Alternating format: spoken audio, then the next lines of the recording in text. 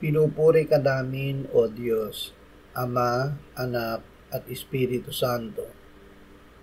Salamat, Ama, na ibinigay mo sa amin si Jesus na iyong anak, na namatay para sa aming kasalanan.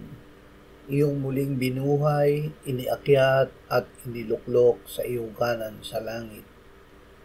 Salamat na ibinigay mo sa amin ang iyong banal na Espiritu, at sa pamamagitan niya ay ibinuhos mo ang iyong pag-ibig sa aming puso. Ama, tuwing nakikinig kami ng salita mo, ipamalay mo sa amin na ang iyong anak ang aming naririnig. Salamat na ang kanyang salita ay espiritu at buhay. Nasa kanya ang buhay at ang kanyang buhay ang aming ilaw na hindi magagapi ng kadiliman. Amen.